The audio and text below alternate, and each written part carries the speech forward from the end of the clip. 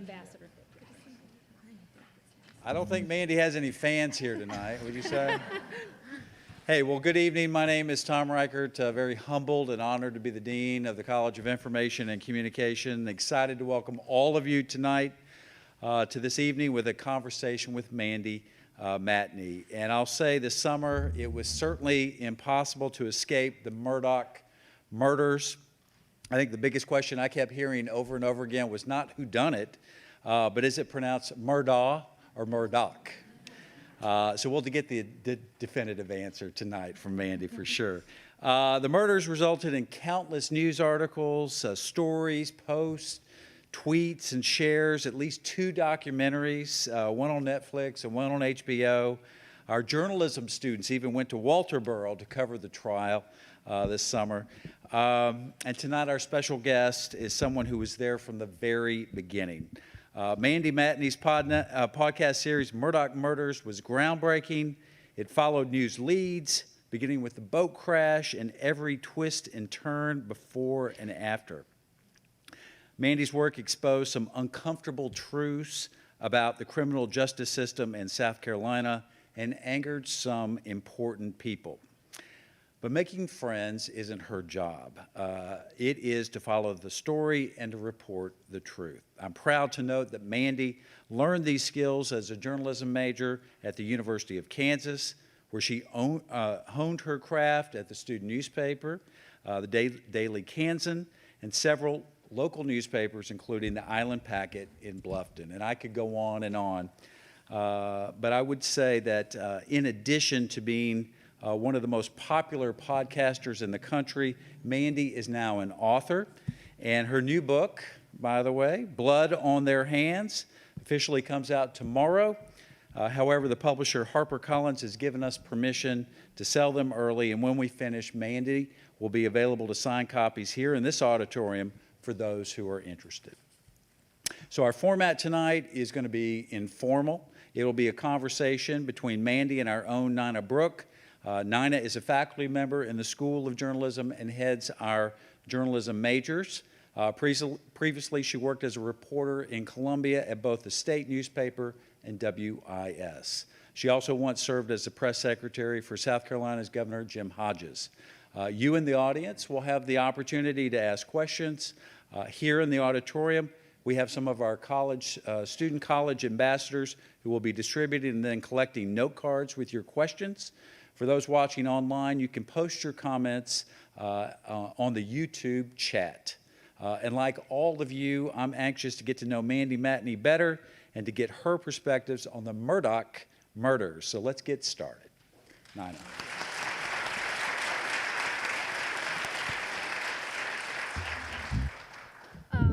So, wow, what did you expect that? That was amazing. This is amazing. Thank you all. Wow. Yeah. Yeah. Published author. What does that feel like? It feels like a dream come true. And I was just talking to a few students before this, and I've said my whole life I've wanted to write a book. I didn't know podcasting existed when I was in college, so the goal was always to write a book. So this is like a literal dream come true, and I just keep telling myself, like, the hard part is over. No matter what happens, if the critics hate it, it'll be fine, because I published a book, and I did that, and I'm really proud of myself for that. Right. Well, I think the people here were very excited to get their hands on it. A number of us went and bought our copy as soon as we could. So I think it's going to be a popular success for sure. And who knows about critics, right? And who cares? Who knows? So let's just backtrack a little bit and maybe look at and think about how you initially got involved in all of this, because it came from somewhere. Do you remember how this started for you? As in journalism, or as the in Murdoch story? The Murdoch story. Yes. Okay, so we're going to rewind to 2019. I was at the Island Packet, and I was an editor/reporter. As a lot of people who have worked in newspapers understand what 2019 newspaper world was like. they were cutting staff constantly, and everybody had to do like 7 jobs. And so I was the Highland Packet breaking news editor, and I will never forget, there was this Sunday, it was a Sunday morning, and started to get text messages that there was a crash, and there was a 19-year-old girl missing, and immediately that morning, and I talk about this in my book, I started hearing, the driver is from a powerful family of lawyers, and look for a cover-up. And that's where everything started. Right, right. So people had an inkling. Immediately, like right off the bat. Yes. Yeah. I think the first story I saw that you wrote was when Duffy Stone recused himself. Do you think you were... Yes. That about the beginning? And yeah, I was working like behind the scenes for the other breaking news stories.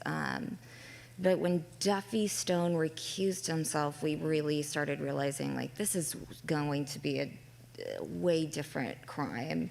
And then the sheriff's office recused itself. And that just showed how powerful the Murdaugh family was and just how much sway that they had in the area. And it was those 2 months after Mallory died, and we all seemed to be like on the edge of our seats just waiting and hoping that there would be charges. But a lot of people really believed that Paul was never going to get charged and that it was going to just get swept under the rug. And so we, a few of us pesky reporters just kind of kept the story alive and did our part to do that. And then he was charged 2 months later. And that was, even him being charged, I know I say a big deal a lot, but it was a big deal. It's okay. When it is a big deal, It you can was, definitely say yeah. it's a big deal. So y'all really, there was no gap between understanding that this was a little more going on than people thought. And I think that speaks to how important sources are and how important it is to we started immediately that week talking to people from Hampton and getting an understanding of the power of the Murdaugh family and getting an understanding of what was going on here and getting an understanding with local law enforcement and things like that. And they were all just screaming, this is a much bigger story. And I talk about it in my book, but one of my first sources, Olivia, I remember sitting down with her, and she said, what I'm about to tell you is going to sound like a Netflix documentary. And I will never forget that. And it will be. Beyond. And then that was, again, 2 years before the murders and 2 years before most of the world found out about it. But yeah, it was absolutely crazy. But I listened to my sources, and my sources were everybody was saying this is a bigger story. So were you able to give it the attention that you wanted at the paper? Did you get support to do that? No. Yeah, that was, my original question was going to say, did you not get support? No, I look back on that time, and I looked the other day at the newspapers, and I was like writing daily newspaper stories about stupid stuff like business openings and. I looked it up. Yeah. An alligator stops a round of golf. Yes, Where to park on St. Patrick's Day was a highlight. So what I did was I would like crank out like page views, like stories that would get good page views, and they would be really easy, and then I would spend the rest of the day like digging for documents or at home a lot of the time. A lot of my work on this case was literally just done at home with me and Liz just being curious and not wanting to stop. So. Did you get the editor, why are you so hung up on this boat crash? Yeah. Lesson in gaslighting there. They really, my editor, I'll never forget, said he was literally bored by boat crash stories. And it blew my mind because I was like, this is the most important story I've ever come across in my entire journalism career. And it's getting better page views than my stupid alligator stories that were also getting really good page views at the time. Why don't you care? Like, people care about this. And it just eventually got to the point where I was like, I can never do this story in the way that I want to working for this newspaper. So I need to make some moves. You seem to have a sense about like what people want to know. Do you think? You're born with that, or? Yeah, I figured that out when I was working at McClatchy, and I honestly, they put me on a national news desk when I was, I think it was 2017, and I was really excited about it. But it was a team of people that our whole goal was to get, like, I think each of us had to get 1 million page views a month. Like, our job was to crank out 5 stories a day and write about the dumbest things on the internet. Like, and it was the most, like, depressing.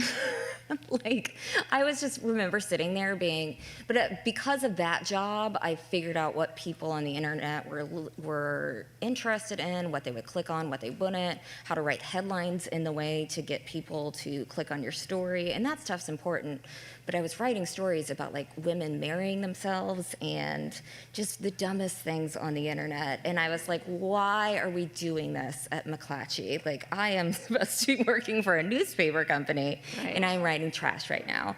And so I learned from that job, but at the same time, I knew that things were not going in the right direction. Right. That had to have been difficult, I guess. Yeah, it was. But I was glad I learned that stuff. And yeah, I mean, like, how to write a story in a way to get people to listen to it and click on it is extremely important. And I think that eventually helped me with the podcast. Yes. So I want to let everybody here know and let you know, Mandy, that we do have viewers watching on YouTube all over the country right now on both of our feeds. We have 2 feeds going right now. And remember, if you're in the hall, you can write questions on your cards and someone will collect them for you, and we'll have a time for that near the end. And then if you're online, you can chat in those YouTube views to ask your questions, and someone will collect those here as well. So is that why you moved to Fitz News, to online news? Yeah, I was tired of management. Sorry, guys. I was tired of management at the Island Packet. I was tired of feeling like I was never going to be good enough there. No matter what I did, I always felt like it wasn't going to satisfy my boss or satisfy the company or whatever. And also, I just noticed we weren't focusing on the most important things, and the mission was lost. It wasn't about journalism. It was about basically keeping the Island Packet afloat. So, yeah, I made a move, and I'll call it an online. I made a move to an online news outlet, and Not the blogosphere. we could call it the blogosphere. It's fine. I've heard it called. But yeah, the I think this is another good part of my book that I'm really excited to get my story out there, because I think people will understand why I made that move and the position. Like, looking back, it was kind of like when you have a bad ex-boyfriend and you move to a less bad ex-boyfriend. Yes. And you're not quite there yet, but you're still figuring things out. That was not my a move match to the made in blogosphere. heaven, Yes. necessarily. So, but it was good at the time, and I got freedom to write about the things that I wanted to, and I got to basically, I worked alone. I worked from home, and what I just wanted is people to get off my back. Like, I didn't want a boss telling me to crank out alligator stories and stuff. So for that, I think it was a good move, and it all worked out. So When you were there with that site, you were pretty critical of the mainstream media, we shall call it. Yeah. What do you think about that now? Was that fair? Were you still mad, or? I was I will say this, I look back on some of my tweets and I was like, ooh, a little rough around the edges, Mandy. Like, you could have been smoother about that. But I think we were so small and fighting for, like, relevance, and I thought that I was a part of that news organization to make it mean something, to make it I thought we were there to change journalism, and I was just getting really, really tired of other bigger news organizations that would just basically pick up the reporting and not credit the tiny guys, and that would make me mad. But I also get it. I understand media is complicated, and another thing with media is that a lot of journalists don't get paid enough, and a lot of journalists are just doing the bare minimum because it's a hard job, and they just, you know, it's hard to do everything, and you are open to critics all the time, and so I get that, but I still am critical of mainstream media, and I'm very vocal about that, mostly just for not asking basic questions. Like, I think our jobs as journalists is we're not supposed to be rewriting press releases. We're not supposed to be responding to things constantly and waiting for the next filing and then just basically writing a summary of that filing. We're supposed to be asking questions. We're supposed to be putting the bigger pieces together. And I get frustrated when media is just kind of all recycling the same narrative over and over and not really stopping to think about it. You want them to be pesky. I want them to be pesky and just care a little bit. One thing you were kind of critical of was, I guess, a perception that certain reporters, I'll name John Monk for one, were maybe a little too close to Dick Harpootlian and people like that, because he wrote a profile of them. You know, looking back at that, was that fair? Do you still feel that way? Yeah, I think that I think a lot of reporters have bias in their reporting and claim to be unbiased, and they don't even realize it. I think that I think that John Monk is great, and he's a really, really nice person, but I think he's also doesn't understand that he writes from the white male perspective, and he does not see things the way that I see them, and because of that, like, I look in his stories a lot. He quotes the same white male lawyers over and over again to make the same points, and that's bias. And I think that I'm fine with admitting to bias. Like, I don't like Alex Murdoch. I'll be very honest about that. That's an honest thing. But I think reporters aren't robots. Like, it's very normal for us to use our perception and our experiences and where we came from and use that into our reporting. And I think that we should just be more transparent about that versus this is the unbiased way to look at things, if that makes sense. Yes, I understand definitely what you're saying. As the story grew in importance, do you think the coverage got any better as people began to pay a little more attention to the Murdoch story? Yeah, there were some really, really great stories from a lot of local journalists. There was Drew Tripp from WCIV has done a fantastic job. His Twitter covering things, and he is just so, I like his attention to detail, and he also gets the bigger perception, and he asks the bigger questions. There's been a lot of really great coverage, and I don't, by all means, I do not want to say that, like, I'm the only one, and people always say that.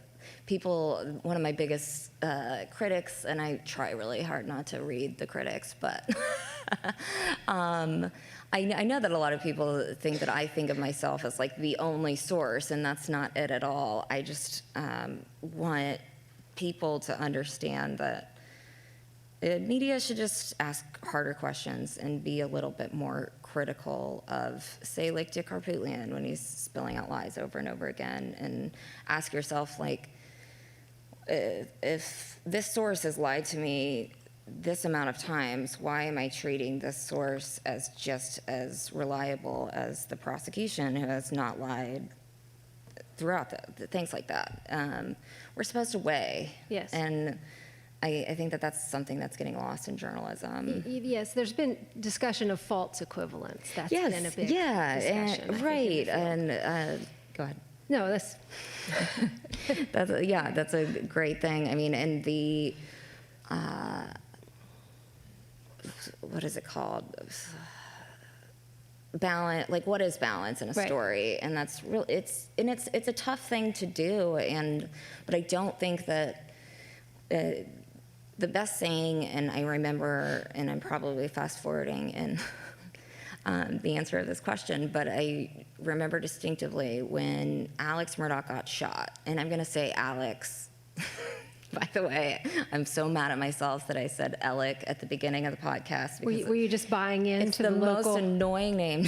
You taught us all the way to say it. I know. I noticed the network news change how they said it. As you taught it's them one of how my to say it's one of my biggest regrets. It is how they all pronounce his name, but it's a stupid way to pronounce his name. Eric, who is here, has always just been. Eric's always calls him Alex, and it's like I don't care what you want to be the called. way it's spelled. Yeah. Yeah. Yeah, and he goes, that's Murdoch. Yeah. I have heard you say that now that you mentioned that. I definitely. But at the time, I was trying to get street cred in Hampton. Like, I was trying to be able to, I wanted to be a voice that people thought that I sounded like I knew what I was talking about. And people in Hampton talked like that. Right. So, Right. But anyways, I regret that entirely. I wish I had gone That's Alex interesting. Murdoch from the very So beginning. that kind of leads us to the podcast because that's where we all heard that. How in the world did you just decide one day I'm going to start a podcast, or how did that happen? So throughout the pandemic, my wonderful he is a husband now, but he was a fiance and a boyfriend throughout the pandemic. We have progressed. And there he is.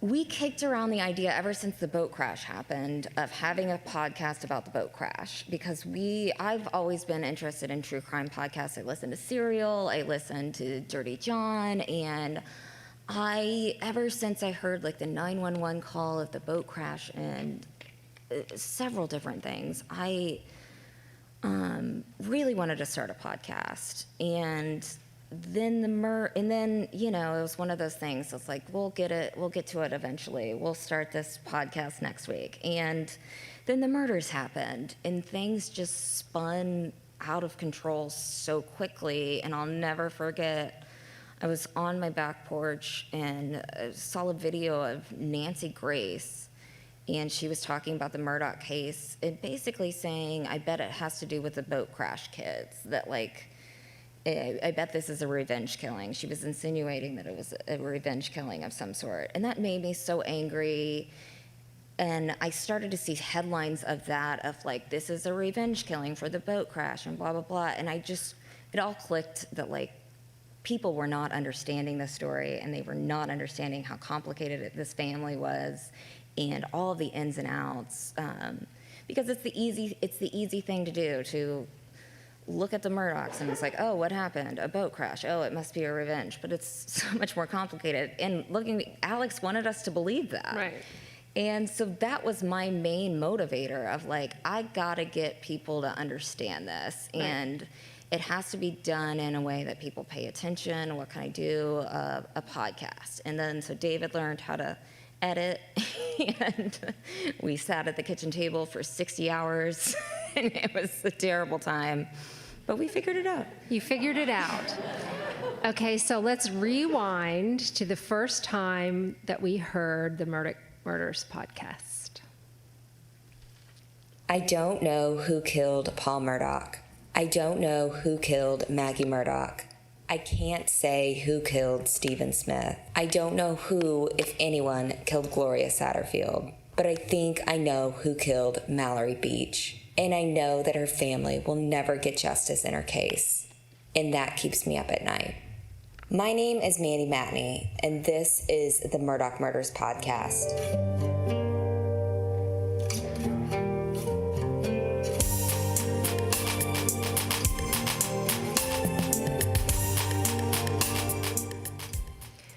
And then the comments. Oh, the comments. I can hear the vocal fry. So it's true then? You think it's true? Accurate? I mean, I was also working from a very terrible microphone, and Yes. I was working really, really long hours, and I think my voice was just really tired, and I think that was a big part of it. And we didn't know, like, how to make a podcast sound good, and, like, I listen to that now, and I can hear, like, that, and we know how to fix those things now.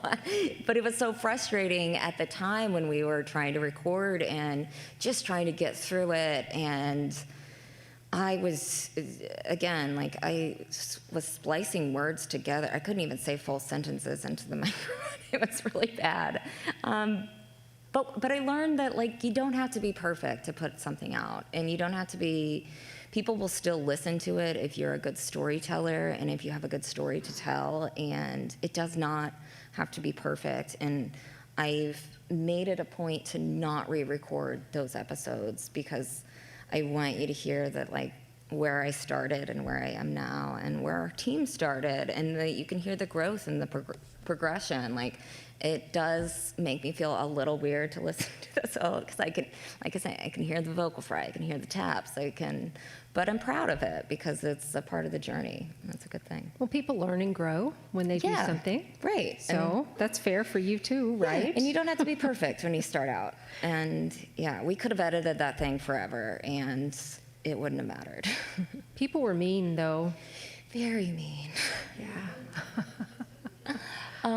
Yeah, so I was in journalism for about 10 years, and you were on TV, you did TV. Like, yes.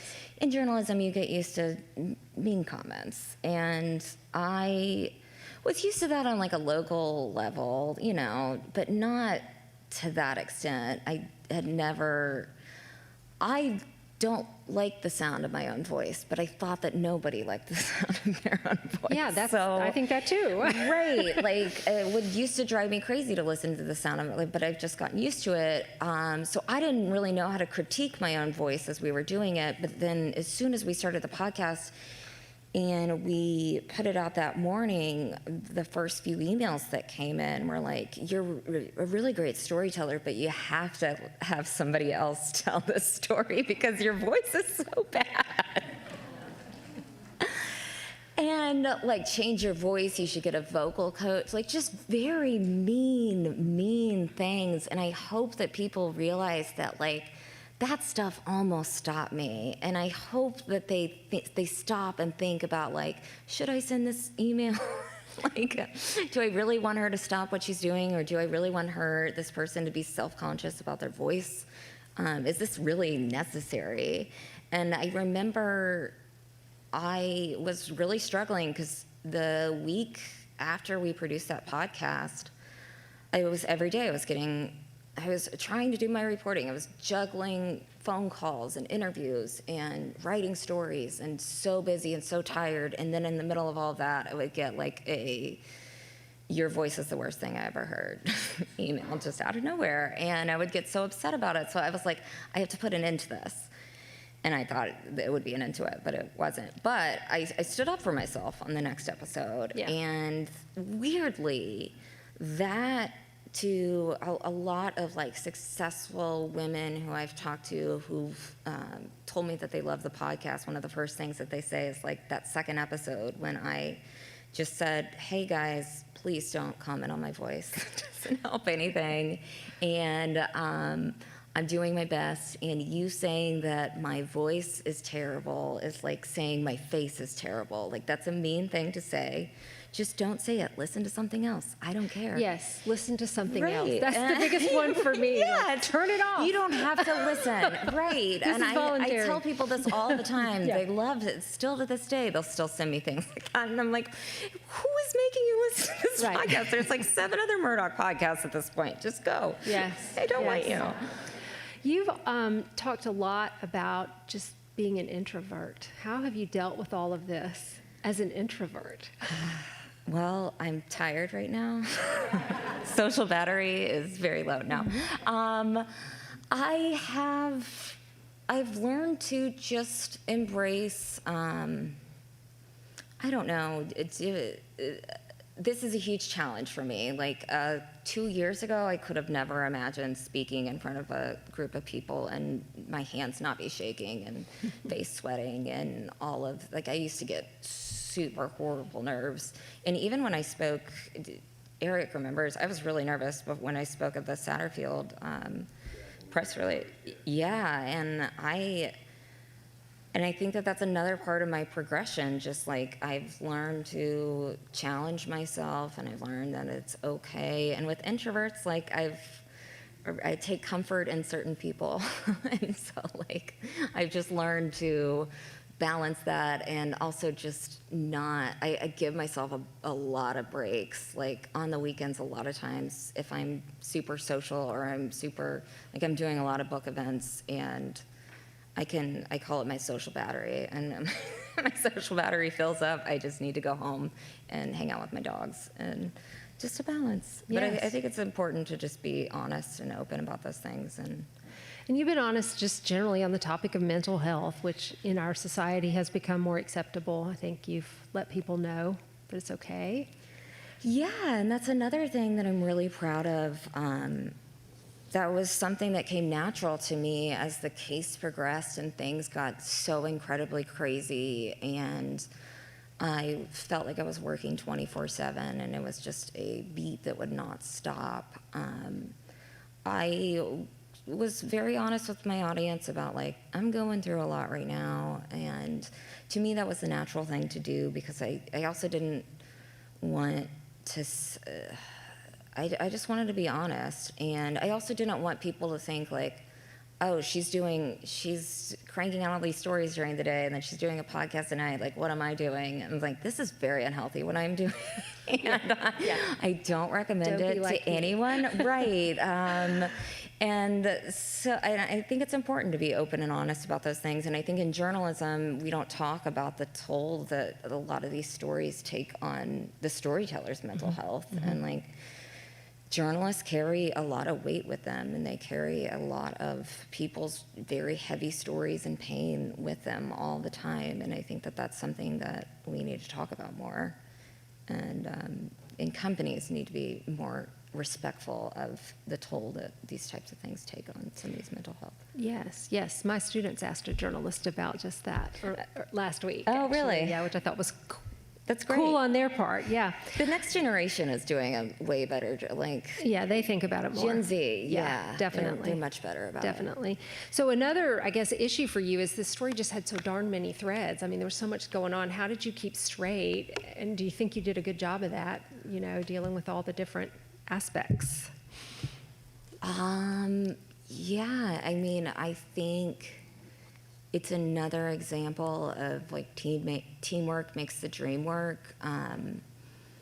A couple months into the story, as things really started to expand with the Satterfield case and the financial crimes, thank God I talked to Liz, and Liz was out of journalism for about a year and a half at that point, and I knew that she understood the story in the way that hardly anybody else did, and she was able to come on the podcast and really take a huge load off. And so every day we would kind of divide things up, and, like, okay, there's updates in the boat crash case, you get those, I'll get the Satterfield case, and we tackled them in that way. But I also have ADHD, and that's something I talk about a lot, and I'm very open about, and I just I make lists all of the time.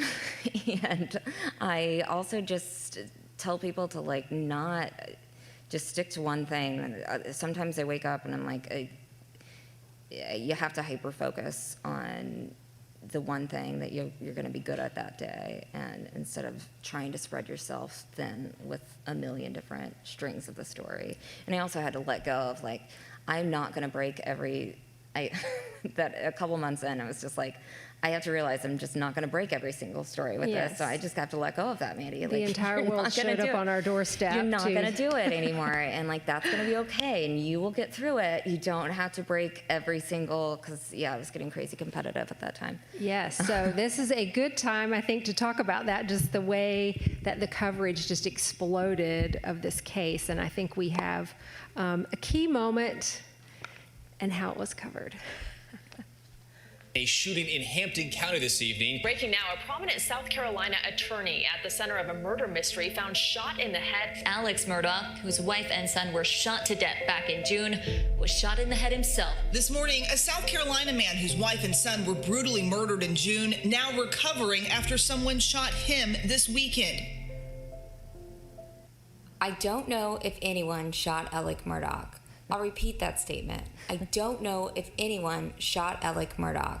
But ever since the alleged shooting, we've watched the former prominent attorney's reputation unravel in front of us in real time. And again, the more we find out, the more disturbing it gets. So the podcast just took off, and you went out on your own. What was that like? Oh my gosh. Well, the shooting was just a crazy. There was already a ton of media on the case, but I remember the weekend of the shooting, and I remember where I was when the New York Times notification came in on my phone that said Alex Murdaugh in the headline. And it was just such a surreal moment for me, because I was like, I have been looking into this guy for so long, and now the New York Times uses his name in a headline and a push notification, and people know who he is. This is insane. Oh my gosh. And around that time too, the story was taking a major toll on my mental health. David and I had a lot of talks about quitting the podcast before that happened. He was like, let's get to 10 episodes. You can do 10. And I think that was 8. So we were at 7, and I was trying to take a break when that happened. And then there was no breaks. But that was all. The shooting was also a major lesson in media, and this is a point that I meant to make earlier, but we'll circle back to. As all of media was focused on like who shot him and not what happened. I knew right off the bat, just like the boat crash story. I was hearing, this is really fishy. There's no way Alex Murdaugh was shot by a random person along the side. Something's going on here. But the media was treating it like it was a legitimate shooting and a legitimate thing. And I was actually going crazy that week, and I saw a tweet and I printed it out and put it in front of my desk that said, if a journalist's job is to tell if it's raining, a journalist's job is to not quote a person who says it's raining and one person who says it isn't. Your job is to go outside and look out the window. And I used that as like my motivator, because it seemed like nobody was looking out the window and nobody was questioning this insane thing that was going on, and just going along with the storyline that he was shot by a rando. And that, I think, motivated me to just keep going with the podcast. And it hit #1, I think, a week after the shooting, or a couple weeks after the shooting, which was pretty cool. Even that lady driving by said, it looks like a setup. Yeah. It looks like a setup. That seemed like a key moment to me. He did, yeah. I mean, it was immediate right off the bat. And we were hearing things like he has run flat tires, so that doesn't make any sense. I'm hearing that the knife that was used to slash the tires connected to Alex. Well, that doesn't make any sense at all. And he said that he was on his way to Charleston, and that road wasn't on the way to Charleston. And there was just things like that where it was just like, why are they just taking the story and just rolling with it? This is insane. Yeah. So you hit #1, Yeah. and then you form your own media company. Yeah. What was that like? Well, I mean, I struggled for a long time with, is this just a temporary thing? Is this just a fluke? I think a lot of women understand that feeling of just not really embracing your success and really questioning it. And I'll admit it, like my husband was like, we have something here, we need to this needs to be a business, and you have a lot of listeners, and this is a really big thing. And yeah, it took a while to get off of to get entirely independent. And looking back now, I think that that's probably one regret, is that it took me too long to go on my own. And I just think that I was struggling with self-confidence, and I wish that I didn't feel like I needed a man to tell me that I was good and tell me that my work was valuable and things. I wish that I just had the confidence to start my own company right then and there, but I'm glad I did when I did, and we're still growing, so that's awesome. I forgot to write it down. I was going to ask you if you think you have imposter syndrome. Oh yeah. And I would love to know if that ever leaves. Yeah, because you're successful.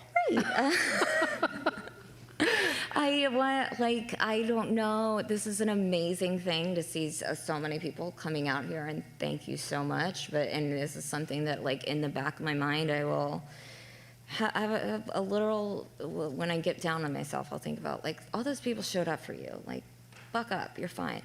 But yeah, I think that that's something with women that we struggle with a lot, and I think it's natural, and it's natural but it's also a little bit good, because you never want to be complete. You always want to work for more, and you always want to work harder, and you never want to feel like you just deserve everything. And I think a little bit of imposter syndrome is good, but I wish I had less. So you have evolved, and your business has evolved, and one of the ways it has evolved is there's a second podcast now. And I think we have a little bit of audio that people will recognize. The justice system can be intimidating, but it doesn't have to be. Join us to hold public agencies accountable, because we all want to drink from the same cup of justice. And it starts with learning about our legal system. With tales from the newsroom and the courtroom, Liz Farrell, Eric Bland, and I invite you to gain knowledge, insight, and tools to hold public agencies and officials accountable. If you liked our Cup of Justice bonus episodes, you will love Cup of Justice shows on the new feed. Together, our hosts create the perfect trifecta of legal experience, journalistic integrity, and a fire lit to expose the truth wherever it leads. Search for Cup of Justice wherever you get your podcast, or visit cupofjusticepod.com. So that and both of your podcasts really deal with the fact that there still are just all these unresolved questions with this case. Yeah, Cup of Justice evolved. It started with having lots of conversations with Eric, and Eric started on the podcast as a guest in 2021, and I remember when I first started calling him, and I was so excited because I had another voice that I didn't have to fill up the airtime with my voice. I was like, this is great. This guy's enthusiastic. He makes you, and I've always said he talks like a professor. He makes you understand the law in the way that you're interested in and that your average person can understand. And as the case grew and expanded, and there was just so much going on every week, we realized, like, we actually could have enough material for 2 shows here. And not only that, but it's necessary because there's so much going on, and it's so easy for the average person to just kind of accept what's being dished out and not take a second to stop and think about the law involved and think about everything that's going on. And so Cup of Justice, we launched at the beginning or during the trial on its own feed. Mm-hmm. And on the first day, it hit #1 on Apple, which was Didn't take long that time. I still can't believe Didn't even take however many weeks. I'm a huge Taylor Swift fan. I'm sure everybody in this room knows, and it's written on my forehead. But at the time, Travis Kelce's podcast was #2, and it was just the craziest thing in the universe. And I was like, what is going on? And I knew who Travis Kelce was. I'm a Chiefs fan also. But it's just wild to think about that we were even in that same realm. So as all this is going on, there's still the trial, there's still the murders. As you sit here now, do you have any doubt at all that Alex Murdaugh is guilty? No. I have no doubt whatsoever. And I think my book does a good job, I'll say that it does a good job, of explaining how I've become so comfortable with saying that, and all the evidence that it wasn't immediately, like off the bat, I had a feeling that it had to do with the family in some way, shape, or form, just because I knew how terrified people were of the Murdaugh family, and I knew how and almost nearly impossible it would be for anybody to sneak on that property and kill Maggie and Paul. But it is still a lot of people, and I still, it's just a hard thing to come to understand that a man could kill his son and wife in that way. Mm-hmm. And I think a lot of people want to reject that because it's just such a horrible and scary thing. But I've seen enough evidence. He has been convicted. Did David have a clip of that? He does. Docket number 2022-GS-15-00593, the State of South Carolina, County of Colleton, in the Court of General Sessions, the July term of 2022. The State versus Richard Alexander Murdaugh, defendant. Indictment for murder, SC Code 16-3-0010, CDR Code 0116. Verdict, guilty, signed by the forelady, date 3/2/23. The court found at the end of the state's case that there's sufficient evidence to find the defendant guilty if the evidence was believed by the jury. Likewise, at the end of the defense's case, when the motion was renewed, the court found that the evidence was sufficient for the jury to find the defendant guilty. The jury has now considered the evidence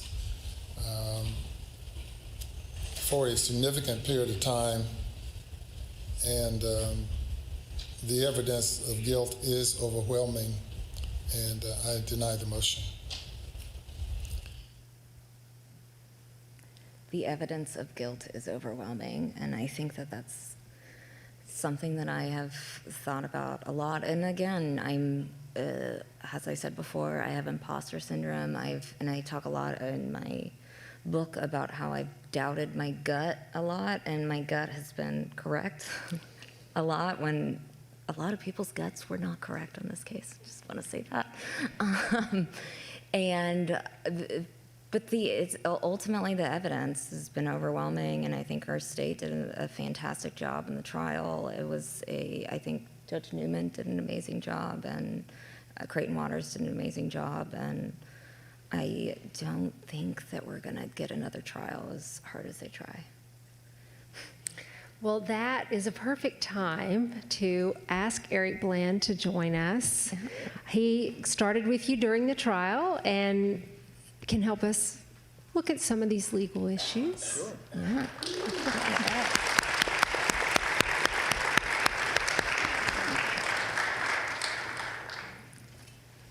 Did he get a fair trial?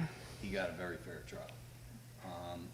Today they filed a motion to change venue, and they have asserted that, the public perception has been so skewed against Alex that he can't get a fair trial coming up in the Satterfield case in November 27th, because of all the media coverage. And it's really rich that they made that motion, because Harpootlian's never seen a microphone or a camera that he wouldn't get in front of and talk.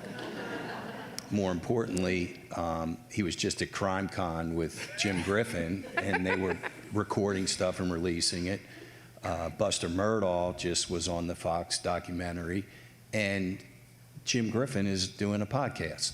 So Dick has had multiple press conferences throughout the pendency of the murder case and the other cases, done them at the State House or done them in front of his office. So the fact is, when it's convenient for them to use the press and to get that kind of exposure, they're willing to do it.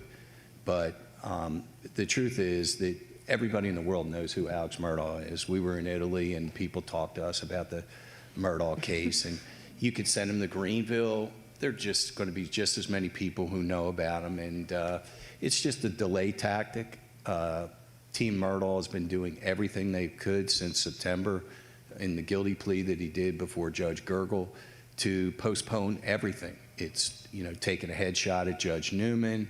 It's trying to get the new trial motion and suggesting that Becky Hill overstepped her duties in her office. And now it's we have to feel sorry for Alex because he can't get unbiased and impartial jurors because everybody has already a preconceived opinion about him, and it's just not true. People are entitled to their opinions, but people also take an oath that when they go into a jury room that they're going to be fair and impartial. You know, we all have our backgrounds that affect what our opinions are, but that doesn't mean that we can't be objective. We have the ability to listen to a judge and take directive from the judge, and it's really rich because he's already pled guilty to all of these financial crimes. He stood in front of the camera in the world at the murder trial and said, you know, I stole all this money from all of these clients, but yet now he's going to put the state through the paces of having to try each case. And the state, their goal is obviously to keep the murder convictions preserved, but even if they're reversed, they're going to try each individual financial crime case separately, because if they get 3 convictions, these are felonies, in South Carolina, and Mandy knows this, Mandy Norell, it's life without parole. So they're going to get belt and suspenders. That's the goal, so that Alex does his time in state prison, maximum security prison, and not be moved over to a federal penitentiary where it's easier to serve his time, in theory. Have we learned any more about the death of Gloria Satterfield? Was that an accident? I believe it was an accident caused by the dogs. Now, of course, Alex's new game is that he's saying that he lied, he made it up, that, you know, he doesn't know how she was tripped and fell, and that, you know, she wasn't entitled to any of the insurance money that ultimately was recovered by Corey Fleming at the time. But it's again, that's another convenience that Alex has, which is the 3 people are dead that could dispute that. Gloria's dead, Paul's dead, and Maggie's dead. He gave a statement to the insurance company 30 days after Gloria died on February 26, 2018, where he said under oath in the interview that she was tripped by the dogs. Maggie and Paul also gave confirmation of that to the police when they came, as well as when they were in front of the whole family after Gloria was put to rest, and Alex suggested that the kids go to Corey Fleming to bring a claim against him. He said the dogs caused the fall, and Maggie and Paul were there, and they didn't dispute that. I think Judge Gergel said it best, and he said it in the Russell Lafitte case. He said, Alex Murdaugh is a fraud and a liar, and he cannot be believed. And so I believe that Gloria did die. She was tripped by the dogs. The dogs were around her when Maggie came out of the house and heard the commotion. And, you know, he's trying to get out of everything that would require him to have to put money up. We've recovered over $7.5 million in connection with Gloria's death from multiple sources, from sources other than Alex. We have a judgment against Alex for $4.3 million, which he gave, but now he wants out of it because the insurance companies that paid the money for Gloria's settlement are now going after him. And now he may have to double pay. And so that's really convenient for him now to have an incentive to change his story.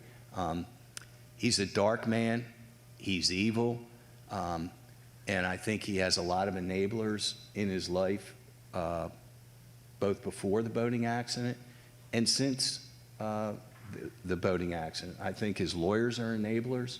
I think they're doing things that the justice system permits, but there's no repercussions for it. Mandy and I talk about it all the time, that there hasn't been any repercussions for these frivolous motions that they have made. The motion to vacate his judgment, the motion to bring the Satterfield boys into the Nautilus case and make them parties. You know, I always say, just because you can make an argument or make a motion doesn't mean you should. And they seem to be following the opposite of that. If there's a motion that can be made, they're making it. If there's an argument that can be made, they're making it. And I think it's hurt their credibility in front of the courts. His family, did they enable him previously? It's hard to stand up to a strong man, and he obviously was a strong man. I think they all enabled each other. If you see every photo of the family, they're all holding a beer or they're holding a drink. So the kids learned from their father, and the friends learned from Paul. I don't know much about Buster, but we know a lot about Paul. And certainly his law partners, certainly the bankers that he did business with, and the important people in Hampton County enabled him. And we have not really gotten to the bottom of how he did what he did. He's a smart criminal at times, but he's not that smart. He's really not as smart. So he had to have help. Yeah, that's what, I mean, is it feasible he took all that money and they did not know? No. Absolutely not. No. A law firm has to have, law firms have guardrails. We have escrow accounts. Mandy knows this, Mandy Norell. And they had a dedicated CFO. And I'm telling you, every law firm knows what dollar comes in and what dollar comes out, and every lawyer knows what dollar comes in and dollar comes out, because we're all our own little profit centers. We get allocated certain amount of overhead, whether it's paralegals or assistants or office space, and then we get a certain amount of money that we get if we originate a case or we bring in a fee. So everybody knows what's going on. I think what happened is what has been systematic in Hampton County, which is, everybody's afraid to question Alex. It was just the way it was, an extremely powerful family. And, the truth of the matter is, if we did not break the financial crimes cases, I think that Alex possibly could have gotten away with killing his family. But this woman sitting right here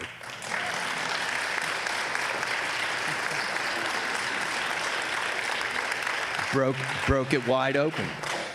Listen, there's journalists out here, there's students here. We train for that one moment in our life where something's going to present to us, where we're going to stand up and walk through the door. That's where she was. She had that moment. And she, we always talk about what we talk about. We don't talk about inside a box. We talk outside the box. We live outside the box. And she went to the courthouse and she found one document that said there was a $500,000 settlement in the Satterfield case. Nothing else in there except the dismissal of an action that had a different caption. But she said to herself, this doesn't seem right. How is this possible that there's an order without petitions or complaints or records and transcripts? And she's pesky. She's a pain in the ass, okay? She really is. And she doesn't take no for an answer, and she doesn't go to the regular sources that would give the pat answer. She works the edges. She's like Eminem. She rounds the outside, you know what I mean? And if you're going to be a good journalist, you've got to round the outside. And, she wrote that article at the Island Packet that came out, that there was this $500,000 settlement. What does it mean? And that's what really changed Alex's demeanor, because now there was an external threat to him. It was Mandy Matney. Somebody knew that he did something wrong, because he was telling the family all along, we're trying to make headway with the insurance company. We're not getting anywhere. I think it'll be at the end of the year. And then lo and behold, she finds this document where $500,000 was already paid, and there was a court approval for that.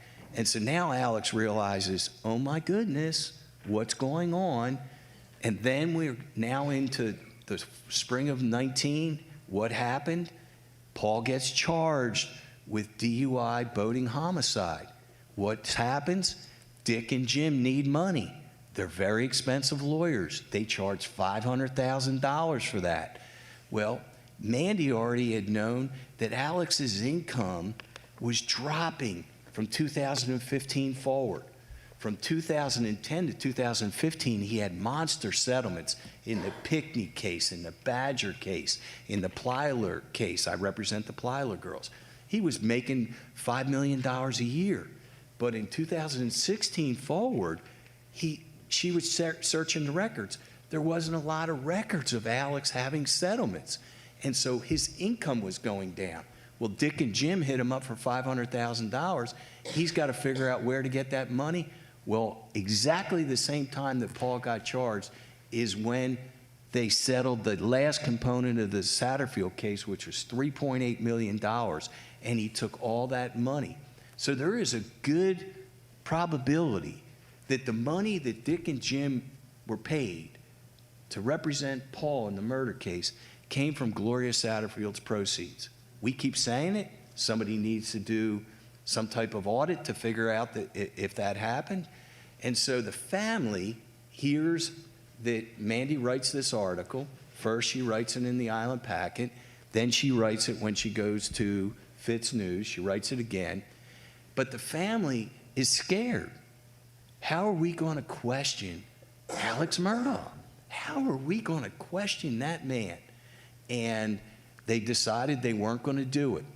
But after the Labor Day shooting happened, they called Mark Tinsley on the telephone, and Mark Tinsley, who's a friend of mine, said, look, I don't sue lawyers, but my friend Eric Bland does. Again, we train all our lives for that one moment. And it's like a collision course. Mandy was on a collision course with Alex, and my partner Ronnie Richter and I were on a collision course with Alex. And I got that phone call from Mark Tinsley who said, hey, I think there's something that you should be interested in. There's this family, they were, their mother worked for Alex and Maggie, and it appears that $500,000 is missing. And I called my partner, Ronnie Richter, on the phone, and I said, Ronnie, we're in. I wanted to get in this Murdaugh case. I followed it. But how am I going to get in? How am I going to get in? Where's the hook that somebody's going to let me get in? And so, I get retained.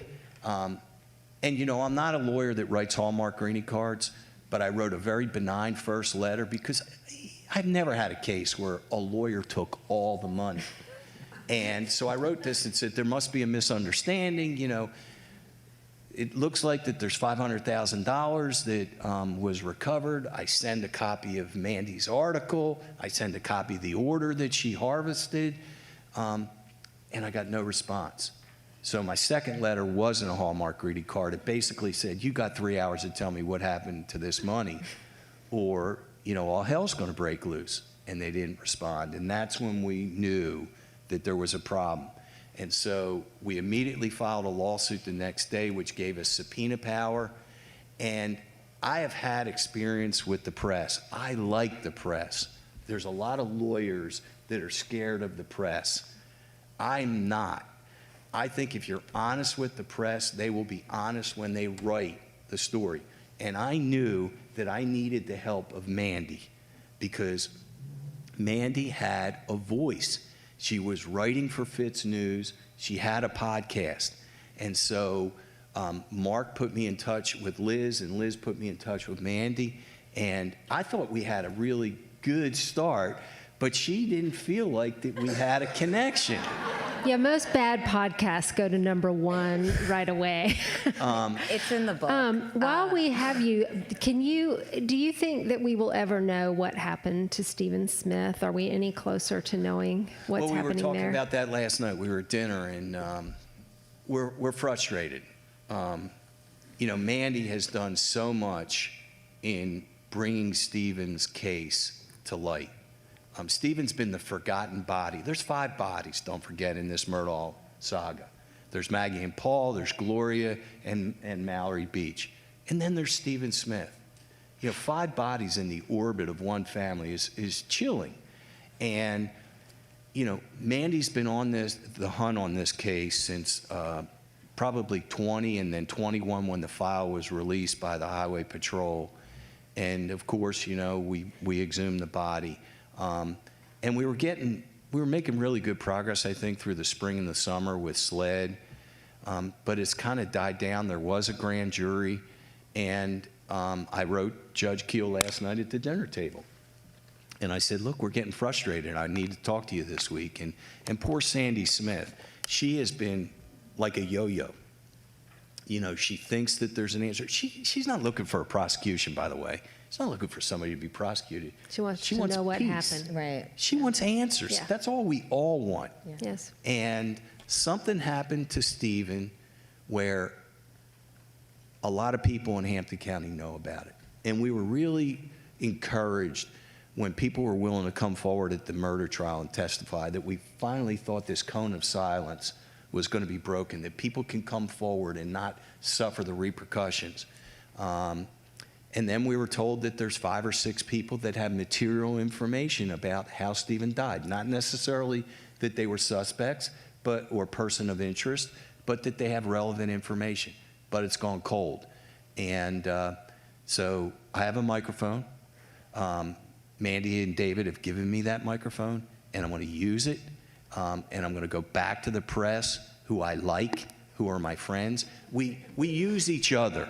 The press uses lawyers. Don't give away all the secrets. And it's a symbiotic relationship, but we use each other in a good way. Yeah. And, don't be afraid if you're a lawyer to go to the press, and press, don't be afraid to go to lawyers. Don't take, I have nothing to say, I'll say it when we get to court. Work that lawyer. And Mandy worked me.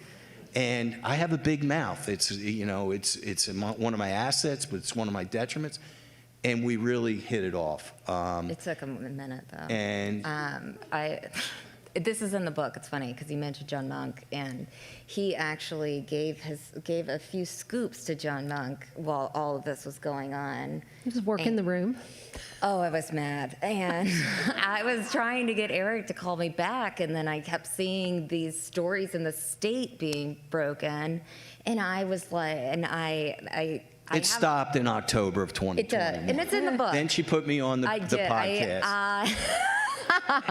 And I sent we were Eric like brother and sister on the podcast. Right. But I had to send him a text that was like, listen, man. Yeah. No. But honestly, we talked every night from 7 o'clock at night to 11 o'clock at night, almost through the fall of 2020. But I think this is important for students. Those conversations that you have with lawyers that aren't necessarily, you're not going to get a quote for your story the next day, but it's conversations that you're actually trying to figure out what is going on here. Those are so worth having, and getting to know a lawyer in the way that, Eric would call me at 6 a.m. He would be like, I thought of this with the Murdaugh thing, because we were both just like, it was a 24/7. We were always thinking, we were trying to figure out this mystery, and we ended up working it together, and it was a great thing. But you don't have that if you just only call lawyers for a short quote, and that's it. You gotta figure out. I always tell people, like, what are you not telling me? What's going on here? Yes. And that's the way to get the She was telling me that it was much more than $500,000, and she knew I was going on TV at the time because TV was going to get the story out even more. And so I was going out. She was saying, "Go out there and say it's much more than $500,000." And first I said it's $1 million that was stolen, and then $2 million. And my partner's like, "Where are you getting this information?" And I'm like, I believe that it was that much money. And then when we found out it was $4.3 million, we were just aghast that all the money was stolen from this family. And then we heard that Alex watched as Brian, the son that is a vulnerable adult, was kicked out on the street from the mother's trailer. It was foreclosed on.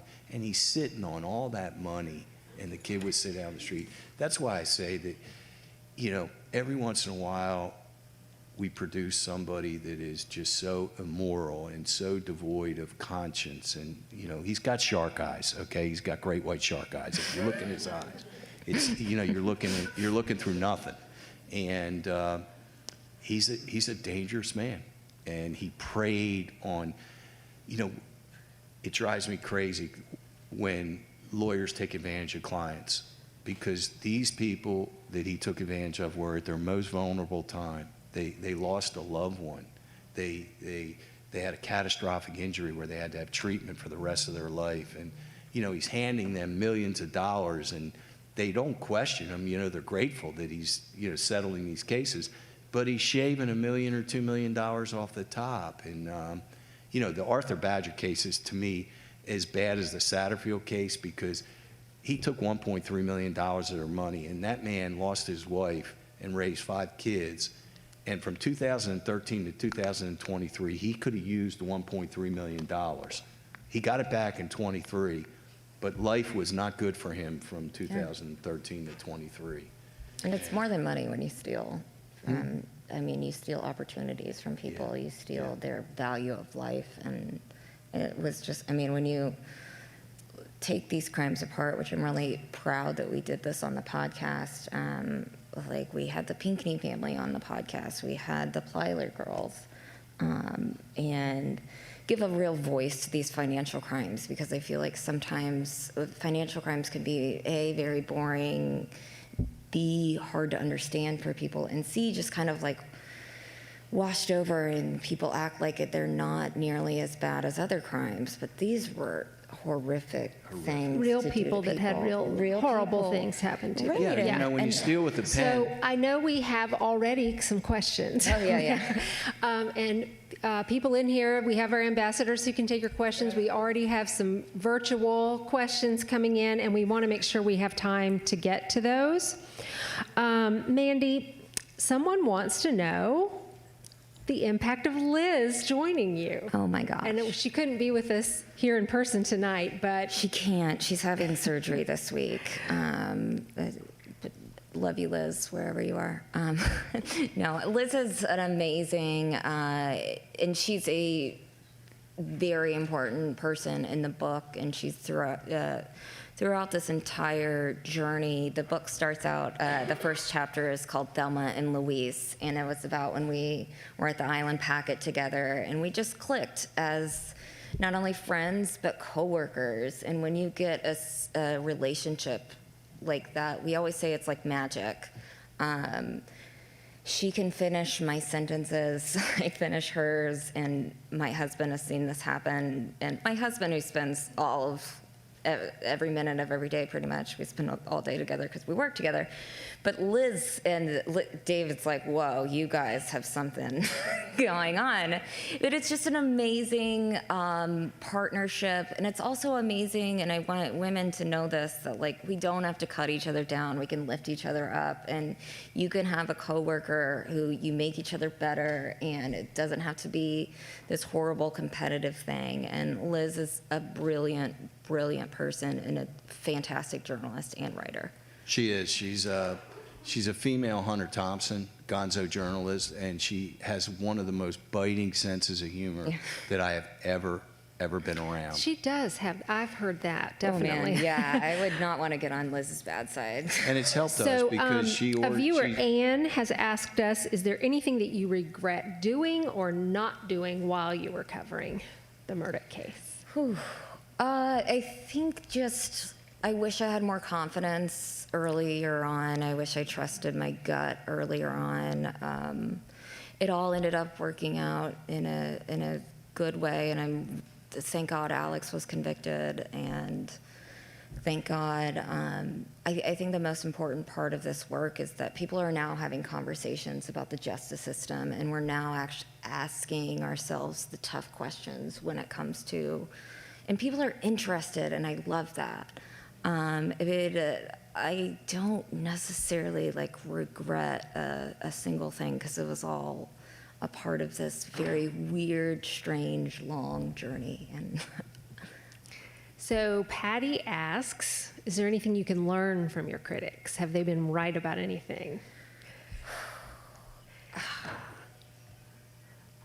This is hard because I don't think a lot of people understand what it's like to have an inbox full of strangers that are critiquing your work and your every move, and constantly getting feedback. But I don't remember where I heard this. Somebody said, your trolls and your critics you never will meet a critic who's doing more than you. And nobody who's criticized me has been an amazing person in journalism or an amazing author or a podcaster or anything. Like a lot of women who have reached out to me who are more successful, that we compliment each other, like you don't bother critiquing.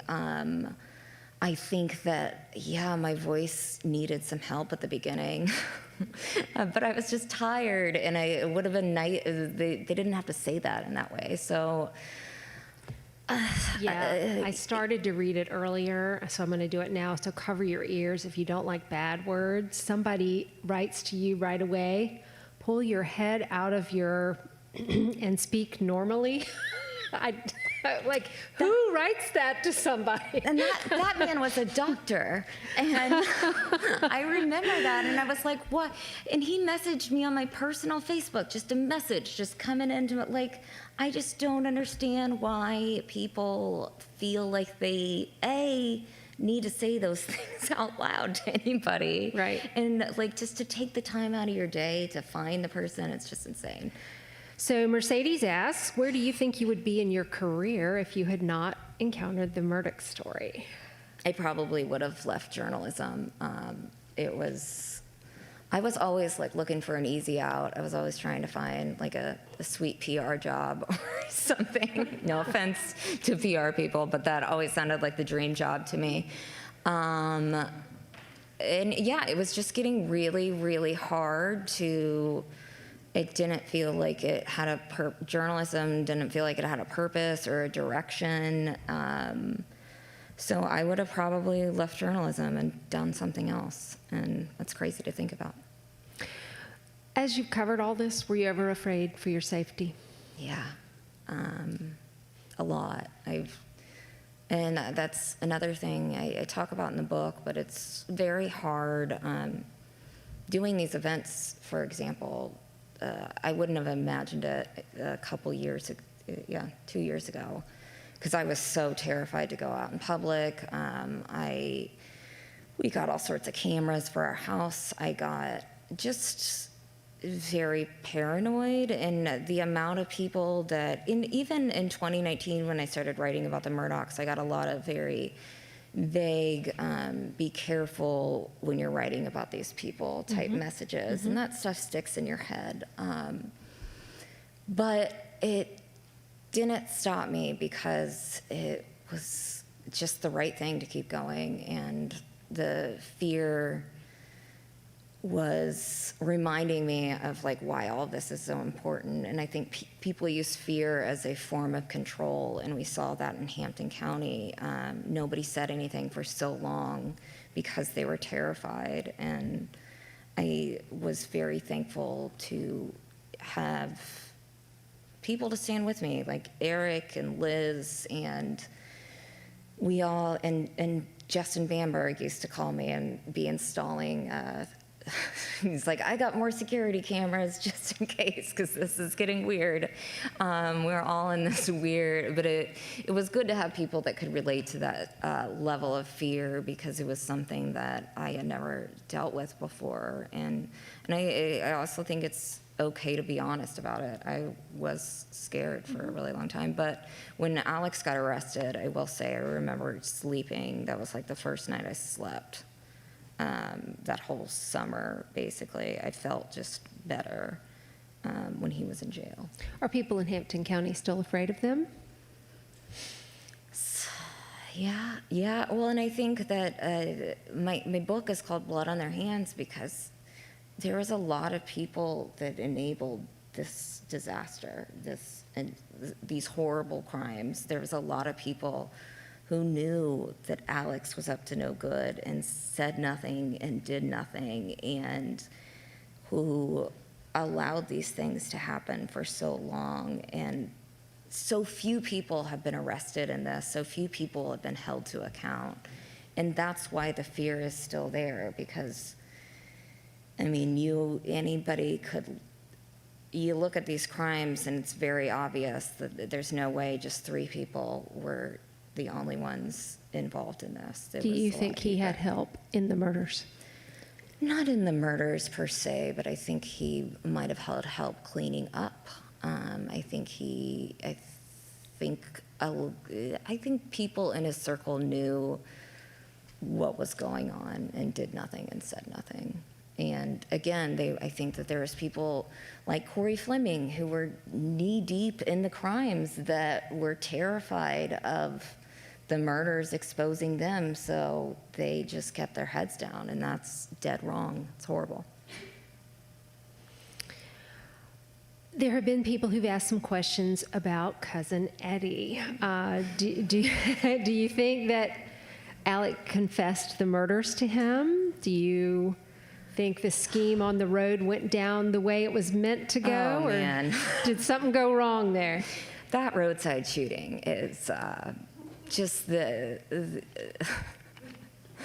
I think Cousin Eddie knows more than he's saying. I think he's a complicated character because he's not like Corey Fleming and Russell Lafitte, where he had the means and the power to say no to Alex. And so I think he was used. I honestly, and I will still say this, I don't think Alex got shot. I think that the bullet ricocheted in some way. Yeah, I think a I saw a bullet went picture off. recently, or that like it was the road even maybe. I don't even remember where I saw that, but there was like. He says that the road, he fell on his head, Yeah. or he got a rock and just. Yeah. I wouldn't put it past him. Yeah. There's just no way that a bullet could have gone, and it's Alex, it's just so insane, and I don't think he was actually shot. And that's another thing. I'm looking forward to when that goes too.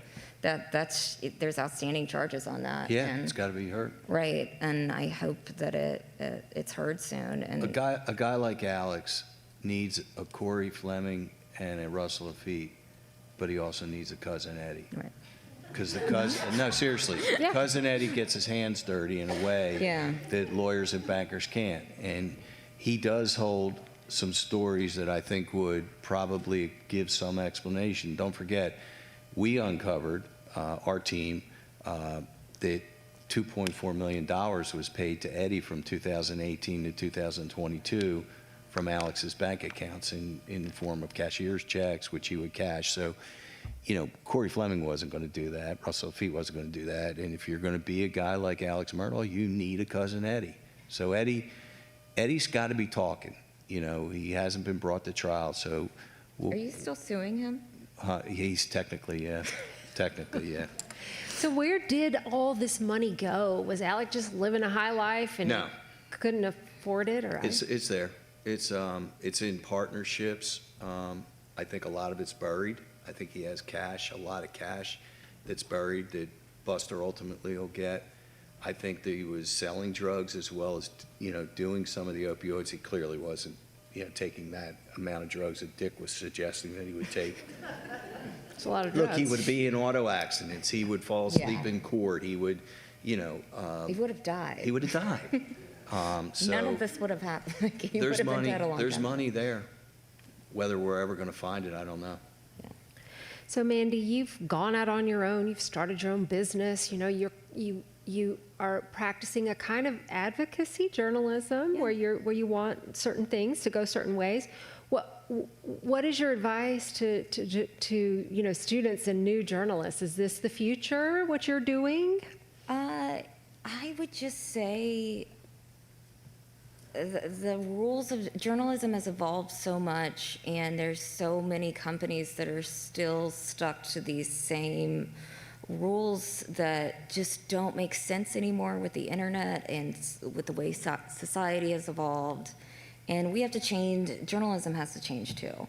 I think the most important thing that I have done is just as a journalist, you have to stick to the truth. And as long as you're telling the truth and you stick to the truth and you are transparent with your audience about how you came to your reporting, why, and your process. And I think that is the future, because there are so many, I mean, you see every day. I highly recommend no one checking Twitter, but you see that people just don't trust that people don't trust the New York Times like they used to. People don't trust NBC News like they used to. But people, I think the future is people trusting individual journalists and saying, I know this individual journalist and I'm going to follow them, and they tell the truth. So I think that is just the most important thing. And I know that people say she's not a journalist because she says her opinions. She's not a journalist because, but like you said, like Hunter S. Thompson developed his own form of journalism, I think. But he was a man, so he was allowed to do that. Mandy made a lot of calls on different things happening and what was going to bear fruit. She never missed it. She never had to print a retraction. She was never wrong, ever. And that's a pretty good record to have throughout this whole process, that she had good sources, she never burned a source, and when she made thought about what was going to happen and stated it, it bore fruit. So, I like to say that Team Myrdal's 0 for 9 in every motion that they've made. They've never won a motion. She's 9 for 9. Mandy, when the trial was over, Alan Wilson praised reporters and said they had been, he said he praised them for their coverage, essentially. Do you agree with him? Did the media acquit itself well in the end with that trial? I mean, it's hard, and I too, you confuse in your mind, like there's TV news and there's talking heads on TV, and that's different from journalism. And I think the basic journalism coverage was great during the trial, and there were so many reporters in Walterboro. It was unbelievable. I've never seen anything like that before in my entire life. What I had a problem with was throughout the trial, there was a lot of coverage and a lot of leeway to this idea that,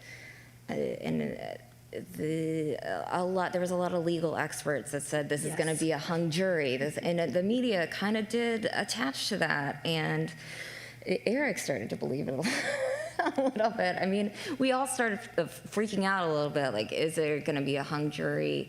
Because you were on a lot of those shows where there was lots of experts I disagree. I think that journalism missed it a little bit. They got caught up into the Dick show, and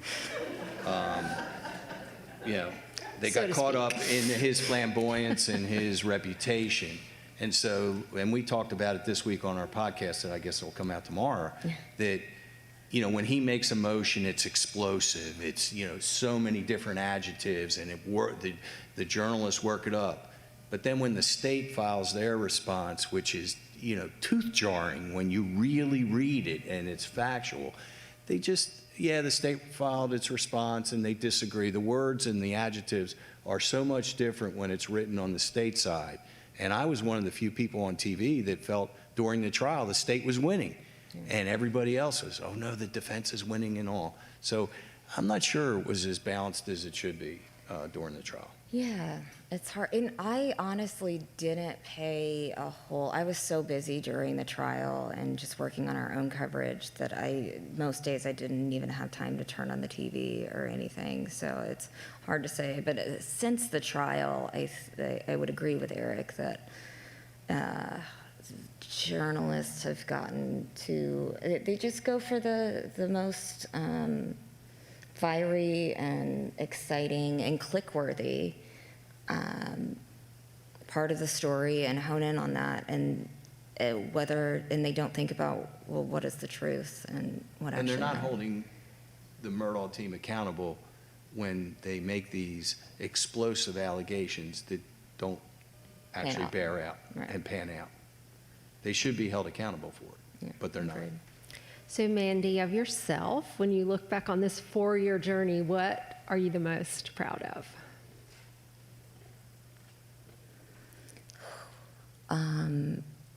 I'm proud that I stuck to my gut and that I stuck to this mission.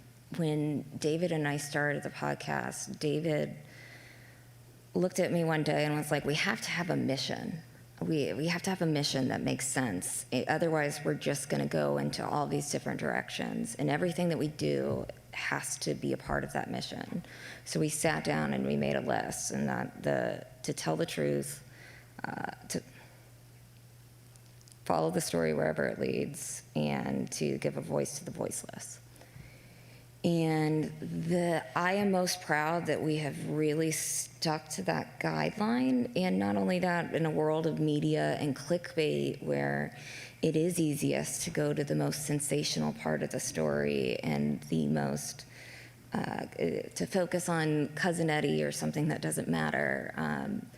But we stuck to that mission, and we stuck to doing that. And we got an audience to listen to that. And that was the most amazing part. It's like we not only were doing really great work and work that truly mattered, but the world was listening. And I think that should be a lesson to everyone, that you can do it. And the world will tell you otherwise, but don't listen to them.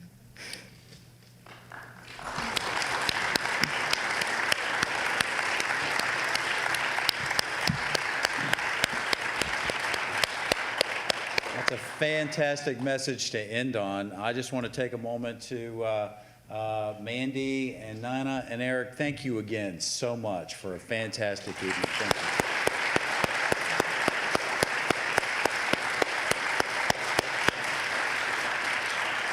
Hey, just real quick, I want to mention a couple things. Obviously, these are challenging times to be a journalist, and we take our role as journalism educators very seriously.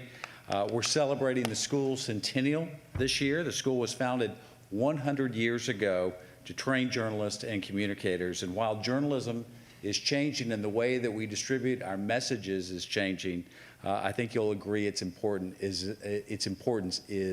has not changed. We appreciate your interest and support as we educate the next generation of students. I want to thank Randy Covington for orchestrating this event this evening, our student ambassadors, our communications and events team, and Dean Hubbard and the newly named law school for giving us access to this wonderful room tonight. And for those of you who would like Mandy to sign your copy of Blood on Their Hands, just come on up to the front of the auditorium, and thank you so much for your attention tonight. Thank you.